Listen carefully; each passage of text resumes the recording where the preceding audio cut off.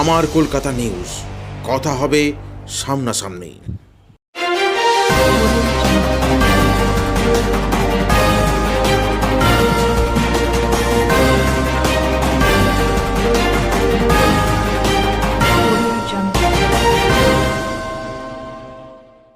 আজ হাওড়ার প্রশাসনিক বৈঠক থেকে মুখ্যমন্ত্রী মমতা বন্দ্যোপাধ্যায় হুগলি জেলার একাধিক ফেরিঘাটের আনুষ্ঠানিক ভার্চুয়ালি উদ্বোধন করলেন।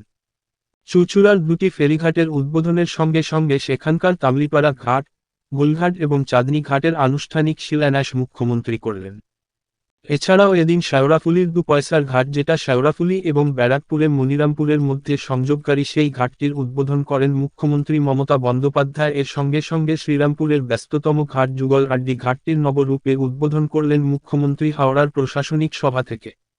সব মিলিয়ে এদিন জল পরিবহনের ক্ষেত্রে হুগলি জেলার বিশাল সংখ্যক মানুষের এই সমস্ত ঘাট উদ্বোধনের মধ্য দিয়ে বিশাল সুবিধা হল।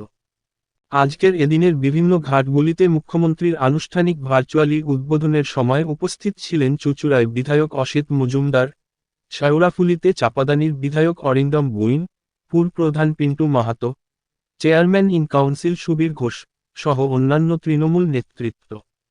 এদিনের অনুষ্ঠানটি ছিল জমাট।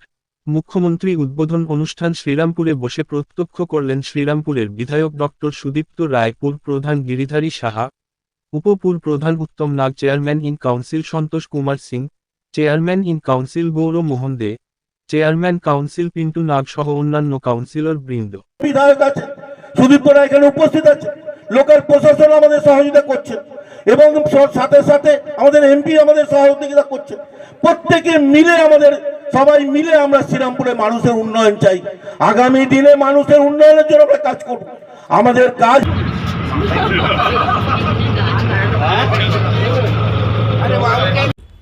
আমার কলকাতা নিউজ, কথা হবে সামনাসামনি।